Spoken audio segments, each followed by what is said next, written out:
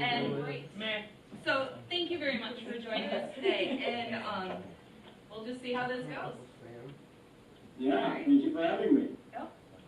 So I don't have like a particular prepared anything. I just wanted to do Q&A and answer whatever questions you guys have. If this at all becomes unclear at any point, you can't hear what I'm saying, or the sound and my voice are so far off that it's driving you crazy, let me know. We can try and fix the technical stuff. But I just wanted to hear what your questions were. What can I answer for you? I forgot. Yeah. Can I have it on my phone. All right, pull your questions out.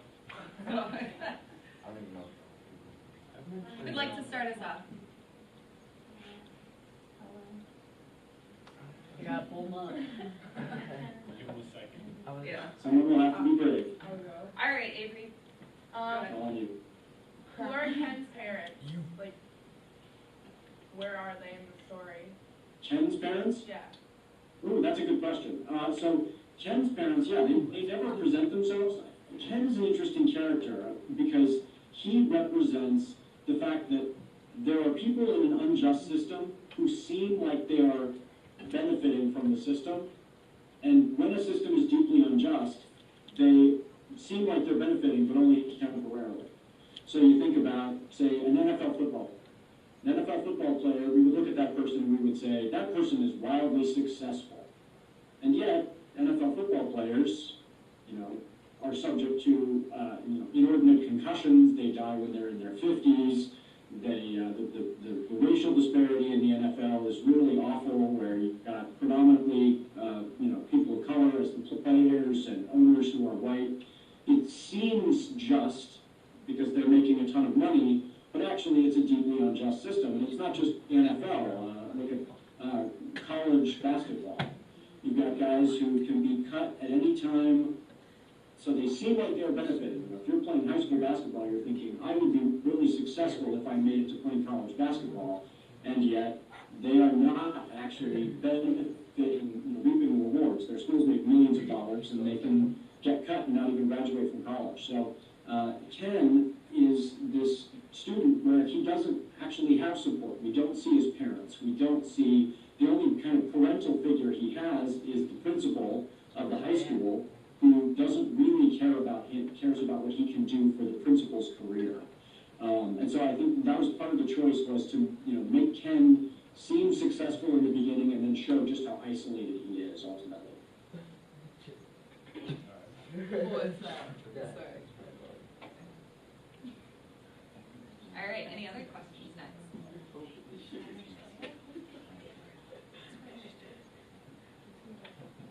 What? Is a question? Okay, Cindy, go ahead. No, not me. No. She does. All right, what do you have? I had one, I'd say it. Are you gonna go any deeper in the second book about the corporation? I'm sorry, I couldn't hear you. Am I going to You what? gotta speak up. She's scared. Are you gonna go any deeper, in description about the corporation in the second book?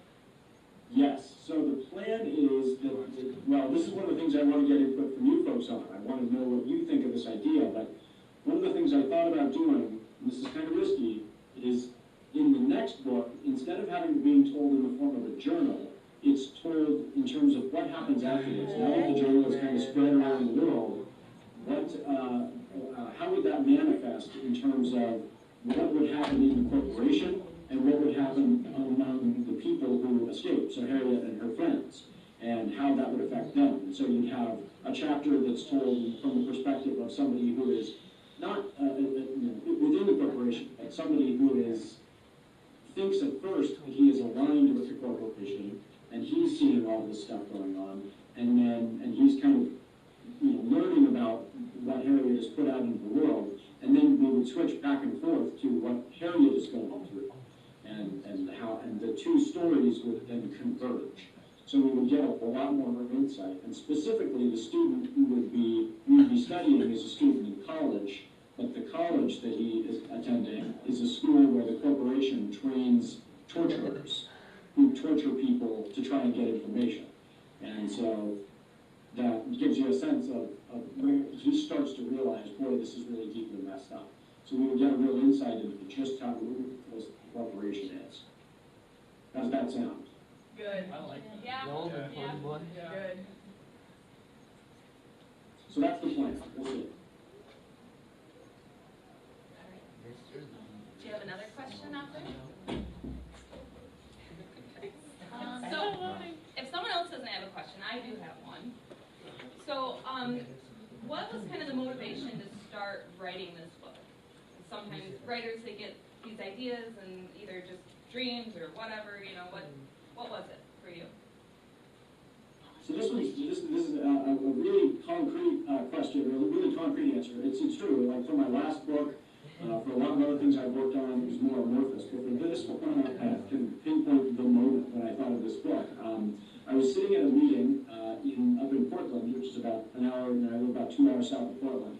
And I was sitting at a meeting, and somebody came into the meeting and said, "Have you heard Walmart is going to start opening charter schools?" And if those of you know about charter schools are this idea that we should have these other schools that kind of compete with standard public schools. And it's not a bad idea in and of itself. Having small charter schools that kind of are hotbeds of innovation is not a bad idea. But if we see them as a true alternative to public schools, there's a real problem there because charter schools don't have to accept everyone. And so...